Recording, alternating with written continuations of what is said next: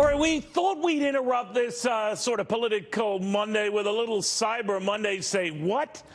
Because that number you're seeing, 6.6 billion, we've never seen it before. We could be looking at the biggest online shopping day in American history. Now, inflation-adjusted terms, that's a whole nother thing. But the bottom line is a lot of people were doing a lot of buying when they should have been working. Welcome, everybody. I'm Neil Cavuto, and you are watching Your World, or Shopper's World. Well, I think company bosses across the country have gotten kind of used to this. Their elves should be busy doing the thing that their companies tell them they should be doing and not going online and buying. But a lot of them were doing a lot of buying, and I mean a lot of buying. Not that FBN's Lauren Simonetti was taking her nose off the grindstone here, but apparently a lot of other people were. I did my damage on Black Friday, Neil, to be honest. That's fine. Cyber Monday, I really haven't taken part, but as of this morning, we do have some fresh numbers. Adobe Analytics says $840 million spent online, putting this Cyber Monday on track to be the biggest online shopping day in history.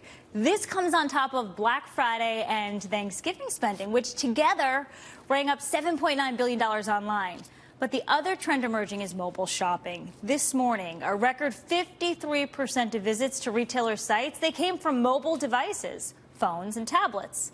So where are the deals? Televisions, as always, folks there saving about 25% today on average. Toys, you'll see savings of about 20%. Computers, 15%. A lot of people are now saying, what's the point of Cyber Monday if the deals are comparable to what we saw over the weekend when so many of us, we ditched standing in line to shop online instead? Well, this is what the experts say. Black Friday sometimes whets the appetite. You start to compare prices, you do your research, and then on Monday, when you get to work, you do your, you pull the trigger. But quite honestly, it's a lot of trigger pulling because there's this recent survey from the National Retail Federation. 59% of respondents will buy gifts online this year. That is more for the first time ever than in the brick and mortars. So consumers are seeing the deals. They're liking the convenience of free shipping, flexible delivery options, and we are using our fingertips to do our shopping. So do the brick and mortars go away? Is the question. It's easier. I know. You know. Especially when returns are free, too. Yeah. But our bosses don't like it, you know. Well, if you do it on your phone, they won't know. Yeah, all right. I go on this Australian perishable site, and everything seems fine. All right, in the meantime, thank you, Lauren, very much. Lauren Simonetti, she's been on the air like for 24 hours straight now, so she's, you know, exhausted, but good reporting there. Meanwhile, I have a feeling if you are on Amazon, you work there, you're exhausted right now. Right now, that stock hitting another all-time high. It's fourth in as many days. In case you're counting, it has made Jeff Bezos easily the richest man on the planet. His net worth well over $100 billion, and that was on Black Friday. So he just keeps adding and adding to that. Now, of course, Amazon is expected to be a huge beneficiary of all of this online buying. And keep in mind, only about 10% of all holiday sales to date have been online. So the potential is enormous. And, of course, Amazon is a big chunk of that. Deirdre Bolton on how big a chunk and what they're looking at today. Deirdre. I am here this Cyber Monday at an Amazon fulfillment center in Robbinsville, New Jersey. This place is huge. It is the cubic equivalent of 59 football fields. What you are seeing here with this scanner, it is basically the last stop before the bridge. This is the last place that your Amazon orders go before they are put on this conveyor belt. And then right before they head to these dock doors and out the door to a truck that awaits them. So there are more than 2,500 employees at this Robbinsville, New Jersey center, and employees work 4 10-hour shifts per week. There are day shifts and there are night shifts. As far as workers go, the company overall is hiring 120,000 seasonal workers across the country. We've spoken with all kinds of people who are working in all kinds of industries before. Teachers come to mind. There are some even craftspeople who are here helping to load boxes, make a little extra money for this holiday season. Overall, consumer spending is expected to hit a record this year, $6.6 billion this day alone. If Americans spend that much, that is going to be a 16.5% increase over last year's number. Few reasons for that. Technology is getting easier. simpler to be ordering from, whether it's your desktop or your tablet or even your phone. As you can see here, this is a very active site this Cyber Monday. Back to you. All right, Deirdre Bolton, thank you very, very much. All right, in the meantime, you know the drill here. It seems that more of us are interested in going online than waiting online. Hence, holiday foot traffic, what it takes is going to go to a traditional mall or store. That's just not cutting it right now, but online is. Now, it is too early then to sort of crunch both of these numbers together and get an idea what it could mean. Let's go to Business Insider's Ashley Lutz.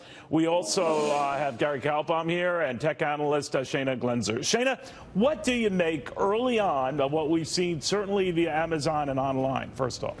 Yeah, these online sale numbers are staggering. And, you know, it really does signify this shift from going and stepping foot into a store. Even with the deal busters, doorbuster deals, they couldn't get people to step foot in their stores. And this major shift to purchasing from Amazon, you know, over half of that sales increase that you reported on is going to go to Amazon this year. And that's just a remarkable number and kind of staggering when you think about it. All right, guys, I'm sorry to interrupt you, but I do want to go to Mick Mulvaney, the budget director who's running the Consumer Financial Protection Bureau, and this has caused a dust-up because right now there are technically two chiefs on that consumer finance agency, and it's not going down well. Let's listen. Set the place on fire or blow it up or lock the doors are completely false. I'm a member of the executive branch of government. We intend to execute the laws of the United States, including the provisions of Dodd-Frank that govern the CFPB. That being said, the way we go about it, the way we interpret it, the way we enforce it will be dramatically different under the current administration than it was under the last. Anybody who thinks that a Trump administration CFPB would be the same as an Obama administration Trump CFPB is simply being naive. Elections have consequences at every agency, and that includes the CFPB. I don't have specifics yet on how that's going to translate into action in terms of that new attitude that we're taking here at CFPB in light of the fact that the Trump administration is now in charge. But I will tell you the same thing I told these folks today is what's happening immediately. Effective today, we've put something similar in place here to what we did across the entire executive branch at the outset of the administration. I think at the outset of the administration we did a 90-day hiring freeze. We put a 30-day hiring freeze here at CFPB.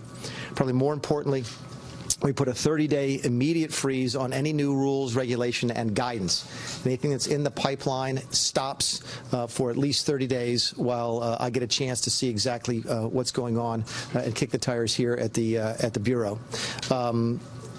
Additionally, there'll be no payments out of the civil penalties fund for at least 30 days while I get a chance to see what's happening with that. I think there's in excess of $50 million in that fund, and I want to give a handle on what that fund is all about before we start making any distributions. There's going to be obvious important exceptions to this. I had a chance to talk with legal some today and enforcement today on some things that are going on in existing lawsuits. I'll be briefed tomorrow on the roughly, I think there's 100 or so lawsuits that the agency, that the Bureau is involved with. I get briefed on that tomorrow. Clearly, if there are statutory deadlines, those will continue to be met. If there are legal deadlines as part of litigation, those will be met. But in terms of anything that is discretionary, we're putting a 30-day hold on it here. Other than that, it's really too early to say how things are going to be different. I'll be briefed tomorrow on not only the lawsuits, but the enforcement action, some of the investigations, some of the rulemaking that is in the pipeline. So we'll have more idea tomorrow as to what some of the next steps may be. Lastly, and then I'll take some questions, folks have asked me if I'm going to be here. Some folks in the press have asked that. Some folks here at the agency, excuse me, I keep saying agency, I apologize, the Bureau have asked. Yeah, the President has made it very clear he wants me here, and honestly, since my name's on the door now, I want to be here. I don't want anything coming out of here that I don't know about because it inevitably be linked to me anyway, so I want it to be good quality work that this administration can be proud of. So I'm going to be here roughly 3 days a week and be across the street at OMB about 3 days a week. I recognize that adds up to more than 5 days a week, but that's just life. I've been a small business owner before. I've slept at the office. I've worked 16-hour days. I work 7 days a week. It's not something new. If you've started your own business, I've done it more than once. You know that working a little extra isn't that big a deal in the final scheme of things. So with that, we'll take some questions for a couple minutes, if that's all right. Director Mulvaney, yes, sir. You had the opportunity to meet with the President earlier today. What did he tell you about what he wants from this Bureau? He wants me to fix it. He wants me to get it back to the point where it can protect people without trampling on capitalism, without choking off the access to financial services that are so critical to so many folks, and so many folks actually in the lower and the middle classes, folks who are trying to start their own businesses, people who are trying to break out, people trying to get credit for the very first time. We need to figure out a way to both follow the law and protect citizens as set forth in the Act, but do so in such a fashion that doesn't choke off the access to capital. What does that mean? The access to money that is important for so many people to succeed in their small business, in their private lives, and so forth. So that's the charge he's given me. We both share the belief that this particular bureau under the previous administration had gone too far over towards strangling access to capital, making it difficult for financial services to flow, and as a result, folks that we want to try and help were hurt. We're going to try and fix that. Did he give you a sense of how long he expects you to be in this temporary position? I think that's probably going to be up to the Senate more than anybody else. I know that the president is interested in naming a permanent replacement as quickly as possible, and as quickly as the quality of the candidates allows. My guess is you'll see fairly swift movement on that. That being said, swift movement on the president's part has very rarely translated into swift movement on the Senate's part. So we'll see how long it actually takes. Yes, sir. We'll just go across the room. Thank you. Barney Johnson with the Financial Times. Yes, sir. First, are you concerned that the district court could introduce some kind of injunction to stop you continuing this role? Not concerned. I mean, the court can do whatever the court is going to do. That's fine. I've read the legal opinion of not only the Department of Justice, but more interestingly, not more interestingly, as interestingly, the legal opinion of the General Counsel here that says the president's right.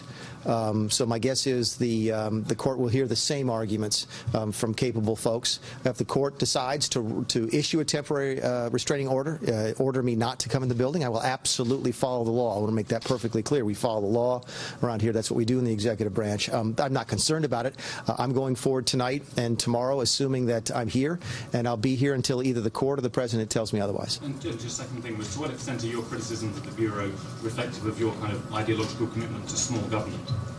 I don't know how to answer that question. I'll talk about my previous statements about the Bureau. How about that? Yeah, my opinion of the structure of the CFPB has not changed. I still think it's an awful example of a bureaucracy that has gone wrong when it is almost entirely unaccountable to the people that are supposed to oversee it or supposed to pay for it. I still have the same fundamental principled misgivings about the way this bureau is structured. I think it is wrong to have a completely unaccountable federal bureaucracy. I think it's completely wrong. By the way, I'm just learning about the powers that I have as acting director. They would frighten most of you. They would probably worry you to think about how little oversight Congress has over me now as I'm the director, how little oversight the committees have over how CFPB functions. I think if you've really studied the constitutional nature of our government, you study the way that the bureaucracy is supposed to work, it would both frighten and disturb you that this agency is as independent as it is. And it doesn't surprise me, by the way, that this, to the extent we're having a succession challenge, as lodged by Ms. English, it doesn't surprise me that grows out of an agency that thinks it's not accountable to anybody in the first place. So no, none of that has changed. That being said, I can't change a lot of it because it's statutory. It's up to Congress to fix it. I'm running the agency as the law sets forward. I'm sorry. Yes, ma'am. Thank you. That's okay. I do have a quick follow-up to that question, and I do have a different question. But you have called the agency in the past a sick-sad joke. So how can you ensure the American people that you are the right person to lead this agency? Yeah, actually, I think you go back and you look at the line. I think it was a joke in a sick, sad kind of way, which is slightly different. But again, the sentiment is the same. The reasons that I said that, the reasons that I still believe that this agency is flawed, are things that I think people back home would agree with. Is that, look at it this way, and this is how I explained it to people here today. When I was in Congress, if the CFPB did something to you back home that you did not like, okay, there was literally nowhere for you to turn for redress. You could not call your senator. You could not call the congressman. In fact, or the House of Representatives, you couldn't even call the president, because the only reason the president could fire the director is for cause.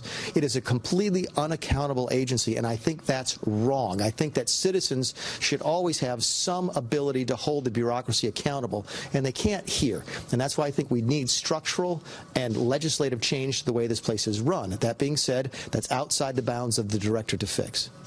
Yes, ma'am. Sorry. I'm sorry. Thank you. Yeah. Do you find this power struggle between yourself and Leandra English to be awkward in any way? I know you said today went smoothly from your perspective, but do you find this power struggle, this battle? I think it's more awkward for the people who work here and the people who know her. I don't know her. I haven't met her. She actually, I think I read a couple of headlines said there were 2 folks who showed up today at work claiming to be director. I can assure you there was 1 person today who showed up at work claiming to be director. She wasn't here.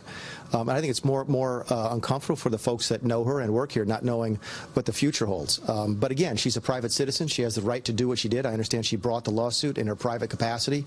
I assume she's paying for her own lawyers because the CFPB is not. The CFPB did not approve that lawsuit. So to the extent she's purporting to be acting in her role here, I think that's not accurate. But she has the right to do that. And again, we'll move on here and let the courts do as they will. So she didn't come to work? I did not see her here today at all. I've been here since 7:30. Have you had any contact with her? Or? I have not. But if it's okay, I'm just going to go this way. Is that right? That way I don't have to pick. Yeah. Did you receive any, in your meetings with Bureau staffers today, did you receive any pushback against some of your views about the Bureau's work? No, folks ask questions, and listen, I'm very candid with them. And I told them, look, I'm not here to shut the place down because the law doesn't allow me to do that. That being said, we're going to run it differently than the previous administration did, and I think they appreciated that. I think they appreciate the candor. These are professional people. A lot of these folks, even if they've been here 5 years, have been in government for 10 or 15 or 20. There's a lot of folks here who have come from other agencies. So they're very professional. They know the gig, for lack of a better word. So I hope they appreciated the candor. I appreciated the candor they showed to me. It was extraordinarily professional, and I have absolutely no complaints. I hope they don't either. Yes, ma'am. If the law did allow you to shut it down, would you? If the law allowed this place not to exist, I'd sit down with the president and try and make the case that other agencies can probably do this job just as, or if not more, effectively. That being said, if I had the chance to change it, to put it on appropriations and to subject to oversight to Congress, I'd do that as well. I have none of that flexibility as the director of this agency, of this bureau. Yes, sir. Just a couple of things. Do you have any plan for her ongoing appointment, referring to the deputy director here? And also, did you have any specific regulations you can address while you're here waiting for a permanent replacement? To your last point first, no, I'm not in a position yet. I hope to be by the end of this week. I'll be here all day tomorrow and then all day Thursday, getting a chance to go through the regs that are in the pipeline and so forth. I think stuff that's out the door is pretty much, I don't think there's very much that I can do about it. Once it's gone from here, finally gone from here, I think the next step in the review process, for lack of a better word, would be a CRA, as much as I think the president just signed today. On the arbitration rule and so forth. So that's the ordinary course of business, and we are going to follow the ordinary course of business around here. Regarding Ms. English, again, I don't know, haven't met her. In the ordinary world, if you don't call, you don't show, you don't have a job the next day, but I'm not sure how it works here, so I have to find out what that's all about. Yes, ma'am. Senator Warren has been critical of your leadership of this bureau, and today the president referred to her as Pocahontas. Mm-hmm. No, I think the president's called her that a couple times before. That's probably not the last time he's called her that. I did think it was interesting that I have not seen the lawsuit yet. I want to make it clear. I don't know if I've been named as a defendant. I've heard a rumor that I have, but that I have been named. I've not seen the lawsuit, nor have been served with it. So I'm speculating about what's actually in the lawsuit. But I have read accounts that one of the assertions is that this agency needs to be independent. Yet at the same time, I hear today media reports that Ms. English is on the Hill meeting with Mr. Schumer and Ms. Warren, and it makes me wonder who she wants to be independent from. Does she want to be independent from everybody or just independent from Donald J. Trump? So my guess is it is the latter. But I have no comment about Mrs. Warren's comments about me. Yes, sir. Part of the lawsuit is that, as you just said, that you are a direct report to the president. Yeah. Disregarding what Ms. English is doing. Is that a concern at all? You also have a seat on the FDIC board. You have a seat on FSOC. Yeah. Should there be any concerns that an independent agency is headed by someone who is a direct report to the president? You know, my understanding is, first of all, it has to be, number one, that in order for the president to fill this spot using the Vacancies Act, it has to be somebody who is currently Senate confirmed anyway. And my guess is every single person who falls into that would report to the president, number one. And number two, and from a precedential value, this is how it's been done here. I mean, the people forget the first acting director was the Treasury Secretary. So I will be as closely tied to Donald Trump as president as Secretary Geithner and Mr. Cordray were to President Obama. I don't think that's anything different about any of the structures. That's why one of the reasons I think that the lawsuit may be ill-founded, because they're sitting here looking at me saying that somehow I'm different when actually it's the same as it's been used before. Yes, sir. The language in Dodd-Frank actually allows Geithner, the Treasury Secretary, to set up the agency. Right. It doesn't provide for anything after that. Just for the record. I'm sorry, is there a question there? Or? Well, I'm just saying, so there's no concerns about the independence of... No. Again, I will be as independent from Donald Trump in this role as Richard Cordray was and Timothy Geithner were from President Obama. Yes, ma'am. Can you give us an update on what you think will happen with the payday lending loan regulations that just came out? And second, if I could ask you, Miss English, will she be allowed to come into the building if she shows up tomorrow? Yeah. And what would her role, in your view, look like if she did come into? Yeah, to the payday rule, I think I'm getting briefed on the rules and regs tomorrow. I think that's already gone over to the Federal Registry for printing. I'm not really sure, but I'll have more details on that tomorrow. As to Ms. English, yeah, she wants to show up tomorrow. I think she's still employed here. I think her ID is still pretty good, or is still valid. We've certainly not taken any steps today to terminate her, if that's your question. Yes, sir. So you said you haven't taken any attempts today. Would you make an attempt in the future to fire Ms. I honestly don't know the rules. I know what the rules are in the private sector, but when you deal with in the public sector, things are very different. And I don't know if a no-call, no-show for one day justifies termination, so I have to find out. Look, we expect people to work.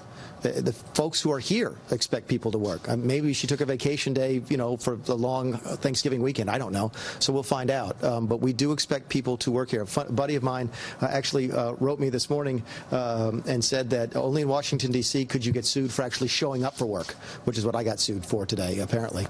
So no, we're gonna go by the book when it comes to dealing with any employee, including Ms. English. Yes, sir, in the back. You have two questions. One about your role as budget director. Do the American people right now, given that all that you're trying to do and all that Congress has historically failed to do regarding the budget, do people need a full-time budget director? What do you tell people who say, wait a minute, that should be a full-time job? No, believe me, being budget director is a full-time job. There's no question about it. This is going to be a heavy workload for the next couple of months or weeks or however long I end up being here. That being said, I'm absolutely comfortable with the team I've put together over at OMB to cover this workload during this whatever period of time this turns out to be. And I'm hopeful to be able to put together a team here at CFPB as well that can do the same thing. I was very encouraged by the quality of the people that I met here today, the professionalism of the folks that I met here today. My guess is, while it's going to be a lot of extra work, we'll be able to do both jobs for a period of time. And the second question is, you've been critical of the independence of the Bureau here, or the lack of accountability being the flip side of that. Right. But the argument for the independence is that Congress, the federal government, had not done anything, especially during the financial crisis, to push back against the big banks and the large financial institutions. What evidence do you have outside this organization that your administration has done anything to push back against Wall Street like the president promised he would during the campaign? Yeah, I'm not going to relitigate the causes of the financial crisis and what did and didn't happen, what agencies did their job and what agencies didn't do their job. But looking forward, I do think you've got to raise a question as to what happened here. In fact, I asked this question today of the folks at CFPB, and I hope to get some answers tomorrow. I was disturbed by what happened with Wells Fargo, by what Wells Fargo was doing to their customers. I don't know if you all saw when the CEO of the company came before the House Financial Services Committee a year or so ago that I was on. I know what I want to know is CFPB gets a lot of credit for fining Wells Fargo. My question is, why did they miss it? What was happening here? So here we have, Elizabeth Warren's dream of what an agency is supposed to be, and their ability, their independence, and their ability to go anywhere and do anything and not have to be worried about politicians. They get free money from the Federal Reserve. They don't have to worry about appropriations. They had been given every single tool necessary, I think, from the outside looking in. Okay, maybe I'll find out something different tomorrow when I'm briefed on it. But every single tool necessary to either prevent that from happening at Wells Fargo or at least discovering it. And they did neither of those two things. So the question becomes, can you really regulate out bad behavior. I don't think that you probably can. Are we going to fill an important role here to make sure we are looking over the shoulder of folks who are trying to take advantage of consumers? Absolutely. We are going to continue in that function. At the same time, to think that the CFPB is going to prevent the next financial crisis is probably a little naive. If it couldn't prevent Wells Fargo, you have to worry about that. Though, you have an obligation beyond simply criticizing this organization as part of President Trump's cabinet. Mm-hmm. What are you going to do to fill that void that you just talked about? What are you going to do? Yeah, going to find first. That's a fair question. Going to find out why. Again, I asked that issue today, and the folks here took it very seriously. I hope to get briefed tomorrow on the background of the Wells Fargo and a couple other things that have gone down in the last couple of years to find out what went wrong, if anything went wrong, and to figure out how we can fix that so that we can stop that kind of stuff next time. I think that's what any good director would do in these circumstances. Yeah, anybody who hasn't asked a question yet? Yes, ma'am. One of the things the administration has pointed to as evidence that you should be in this position is this memo from Counsel Mary McLeod. Was there any coordination between the White House and the council, or any conversations before she put that out? Not that I know of. In fact, I didn't even know the DOJ was working on theirs until it came out. Yes, sir. Last question. Would you rule out meeting with Ms. English if she does show up? No. No, I mean, no, not at all. So, all right. Thanks, y'all, very much. We'll keep you on the loop as anything develops tomorrow. Appreciate your time. Thank you. All right, this might seem like an arcane financial matter, but it's causing a bit of a power crisis in Washington right now. Mick Mulvaney, who is ostensibly the budget director of the United States, and that's a pretty big full-time job in and of itself, is now taking over this Consumer Financial Protection Bureau. Now, what started this, and remember, this was an agency born in the light of the financial crisis and the suspicion that a lot of banks and financial institutions weren't telegraphed early for problems that they were building, derivatives, that sort of thing, that hurt average folks. So the argument at the time was to create this outside agency that would be beholden certainly not to Congress and wouldn't be beholden to them, and would have its own budget largely through the Federal Reserve and do its own thing, and would be sort of beyond the political pressures that ostensibly come to other agencies. And now the former director, Richard Cordray, had planned to retire, to leave that agency, and he wanted his deputy, Leandra English, to take over and be the acting director in that interim. The administration, the Trump administration, reacted saying, no, you can't do that. This is Ms. English meeting earlier today with Elizabeth Warren, who was the brainchild of this agency, and, of course, Chuck Schumer. And that was the reference that Mick Mulvaney made, that she was too busy talking to them and not doing her job, didn't show up for the job today. But it is confusing to workers there that this is what's going on, because they don't know who to answer to. But again, it comes at a time when the administration is going to try to force this issue that Mick Mulvaney's the guy, even though, and I think Blake Berman can attest now, reporting from the White House, he was never a fan of this institution in the first place.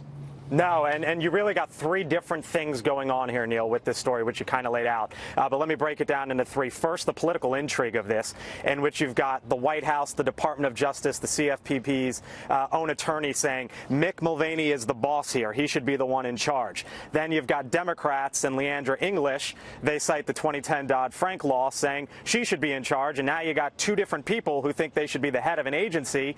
With this now going to court, one of them showing up to work today, one not, sending emails saying don't talk to the other, and the like. That's the first thing. But secondly, when you look big picture, Neil, you now have a Republican administration. Keep in mind the CFPB was put into place by the Obama administration. Now Republicans are in charge, and you've got a whole different fundamental view from this new administration of what they think this institution should look like. For example, Mick Mulvaney called it an awful bureaucracy that's gone wrong. He said, I'm learning about the powers that I have, and it would frighten you. He said it's a completely unaccountable agency, and I think that's wrong. So now you've got Republicans who now have a new person in charge there who will try to remake this agency. That's number two. And number three, what you hit on right off the top. This is a big job. And you just heard from Mick Mulvaney say he's going to have 3 days at the OMB. He is the budget director, by the way, and 3 days over at the CFPB. And he said that's not adding up to 5. He's going to be working weekends. I was asking a senior administration official earlier today, Neil, whether or not this is a good idea with the government spending bill, or the need to fund the government by December 8th, to pull Mulvaney out of his powers or out of some of his OMB responsibility. And I was told Mick is highly capable. But there you saw Mulvaney. He knows he has a big job ahead of him. Now, you need Senate confirmation for whoever ultimately going to be chosen to be the permanent head of this organization. Now, Mulvaney obviously wouldn't be interested. He's there on an interim basis. But that appointment could be months away, or at least approved months away, right? And one of the things that this administration has complained about, if you remember back to the early goings, the early weeks, was where are the Senate confirmations? It was Sean Spicer at the podium repeatedly saying, you know, the Obama administration had this, the Bush administration have that, and we are significantly lower. They've had a tough time getting confirmations through. This could be weeks or months, but it's now weeks or months that Mick Mulvaney has 2 jobs. All right, buddy. Thank you very much. Blake Berman at the White House. Let's go to Charlie Gasparino, Gary Kalpam. You know, I remember very well when this agency was formed, the idea was that it would do the job that the existing agencies that were supposed to do the job did not, whether that's the Securities and Exchange Commission, the FDIC, a myriad of other acronyms that supposedly fell short of the job. But, Charlie Gasparino, this is the same agency, you could argue, missed the whole Wells Fargo thing. Right, and just think about the job. The job was to prevent the financial crisis, which was caused over a number of years by a lot of things, including the Federal Reserve, another semi-independent agencies that kept interest rates too low. And that agency, the one that technically is funding this one. Okay. And that agency is the one that's still regulating the banks. This agency was always a joke. It was always, they really do very little. They don't uncover much. It's a huge bureaucracy, accountable to nobody. And by the way, if you're worried about the Fed being out of control, which a lot of people are for good reasons, it's an unaccountable agency, except for a few times the Fed chair has to go before Congress. I guess it's called Humphrey Hawkins, right? Before and he has to explain, he or she has to explain what's going on with monetary policy. This is unaccountability on steroids, because I don't even think that the head of the CFPB has to report to Congress. They might have to do a couple of hearings here and there, but his ultimate appointment, he's like his own guy or his own woman. It's really like a king.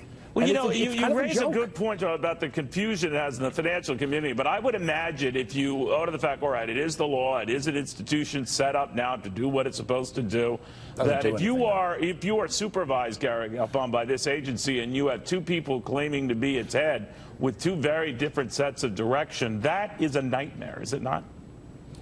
That would be a big problem if 2 sets of rules show up. Look, we had plenty of laws on the books, and the problem was the enforcement of those laws leading into the financial crisis. But as usual, they always overdo it, and in this case, just sheer total no accountability. If you recall, I do recall that they spent $55 million on taxpayer dollars to refurbish headquarters. That was like the first thing they decided to do before anything else. Right. So I think this is a good move. I do believe there's too much regulation out there, and without a doubt, the Trump administration is completely different from the Obama administration, and that's why you're seeing this, and that's why they try to force somebody down the throat of the Trump administration. Neil, you have to ask yourself, could the CFPB ever stop the abuse that Fannie and Freddie, the 2 government-sponsored enterprises, committed in the market, where they were buying all these mortgages, essentially creating the atmosphere where, you know, anybody with a heartbeat and not even a job could get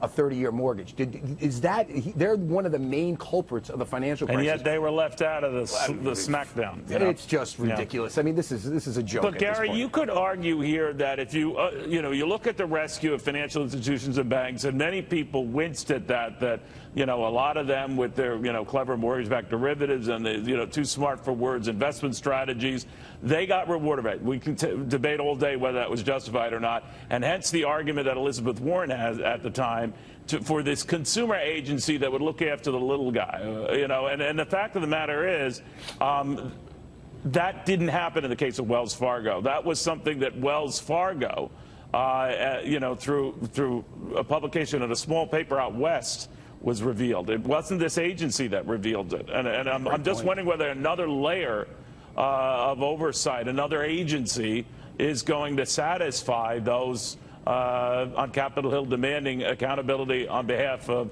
average folks. It doesn't seem to happen, and this does not seem to be the case.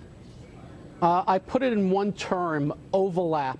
That's what I think goes on here. Look, I've been in the financial industry forever. They have tons of rules and regulations on the books. I got to look over my shoulder every day, and I am absolutely fine with that. Wait a minute, you have to do that with just Gasparino. That has nothing to do with financial titans. Yeah. Look, unfortunately, there were bad players in it. And look, don't get me started on not one person being indicted from 08, because there should have been plenty of people in 6x9 cells. But there is something called, hold on one second, Charles. There is something called overdoing it. And you know, you already have rules on the books. Let's have more. Let's have some that are exactly like the same. And all of a sudden you're answering to two people. That's not the way it should be. Well, think about this also. How was the little guy really screwed in the financial crisis? I mean, you can make, I guess, a case that people borrowed, got mortgages that shouldn't get the money. They didn't deserve it. Therefore, they couldn't pay back their loan. Therefore, they got foreclosed upon. But that's how the little guy got screwed. He got free money that he shouldn't have gotten. I mean, this is kind of a joke to suggest the financial crisis was about ripping off the little guy. Listen, I'm all for beating up banks, and I beat the hell out of them, and I was ahead on many of the stories. But this was a far more complicated thing, the financial crisis, and beating and the little guy. Just remember one of the other outcomes of too much regulation. They killed the small banks and the community banks over the last 5, 6, 7 years because they painted every financial institution with the same brush. Now, you've seen in the last year, do you know why the smaller banks and the community banks and the S&Ls have had strong moves to the upside? On a bet that they're going to get some relief from all that they went too far the other way. And this always happens, Neil. Well, there was culpability on all sides. You could say a Congress that was emboldened to try to make mortgages a birthright rather than a goal. It started there. A mess, and this is what it yields. Gentlemen, I want to thank you both very, very much. So all of this at a time when you have not only budget considerations and technically the fact we're going to be running out of money pretty soon, and you got to get that tax cut plan done. Rob Portman, the senator from Ohio, in the middle of it all. Next.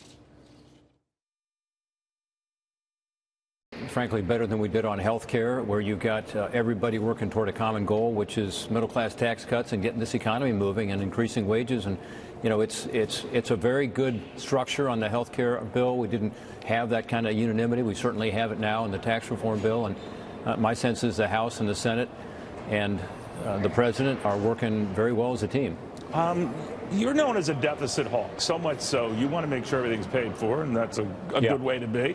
But a lot of the, you know, supply-sider types say that limits the impact of the tax cuts that could be, because guys like Rob Portman are out there limiting how far we can go. What do you say?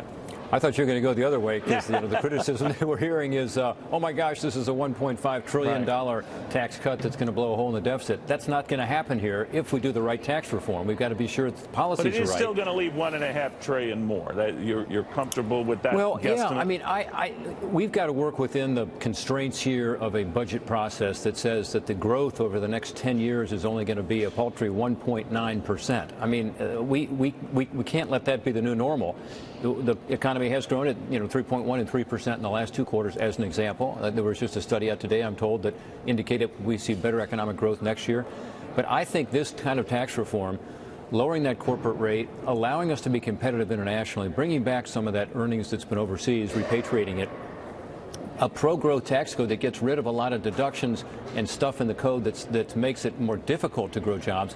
I think we're going to see more than 1.9% growth, for sure, just because of the tax cuts and the tax reform itself. So, do you think the support is there for that, Senator? You know, I ask in the middle of everyone trying to win over doubters like Senator Johnson, Wisconsin, all that. You have Senator Daines out of the blue in Montana, who said, as it stands now, I can't vote for it. I think for kind of the same reasons that Senator Johnson had doubts over treatment and equity for small versus larger businesses. Yeah, well, first of all, on the deficit side, I think we've got 3 or 4 members who are concerned about that. And I think now they are becoming convinced that this is actually a very conservative approach. In other words, getting up to 2.4% economic growth, as an example, Neil, means that we're actually reducing the deficit. And I think we'll get there. I really do. This tax reform proposal will help us get there. The other issues that you mentioned with regard to small businesses, we're working through those as well. So you think that guys like Johnson, you have a chance to reach them, Daines as well, because they were wild card developments when they opposed, Absolutely, right? absolutely. Yeah. Well, Ron Johnson was not a wild card. He's been talking about it. They're both good friends of mine, and look, you're going to have to talk to them directly. But I will just tell you that we were very careful in designing this with their help to ensure that the smaller companies, which are pass-throughs who pay at the individual rate, are also given a substantial tax break to be able to hire more people and to invest more in their companies and increase productivity and all the good things that are going to happen with this gets passed. So we're not trying to favor bigger companies over smaller companies. In fact, we give both the ability to be able to create more jobs and opportunity. And I think it's clear that that's what the numbers show. So we just got to Well, be sure I don't know. they seal Every the time numbers. I look at a 10-year projection, I don't even know what I'm going to have for breakfast tomorrow morning. So when I see the 10-year thing, I get nervous. But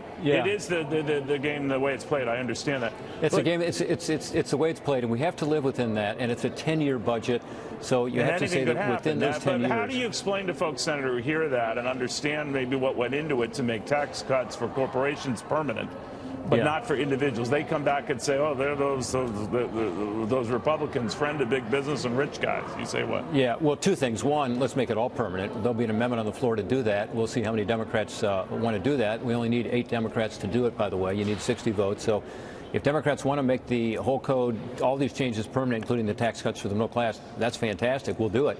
Second, you've got to have the corporate stuff be permanent if you want to see the investment, because these companies do plan out, unlike you and me, who don't know what we're having for breakfast tomorrow. They do plan out well beyond this 5 or 6 or 8 year period. But what if those same companies, Senator, just plow the money they're getting into buying back their stock, into increasing their dividend, and they're free to do that. But if they do that solely and exclusively with all this extra money they'll be awash in, would you be disappointed? Yeah, I would, and I don't think they will. By the way, if they do, they won't be competitive. I mean, the whole idea here is for them to be able to compete with these other companies around the world who are increasingly buying U.S. companies because our tax code is so bad. It's so broken that we have 3 times as many foreign companies buying U.S. companies right now last year as we did U.S. companies you're right buying about foreign. that. The math favors that they do something with it. They've got to compete with these companies, so they better not just be trying to pad their retained earnings or just give out dividends. That's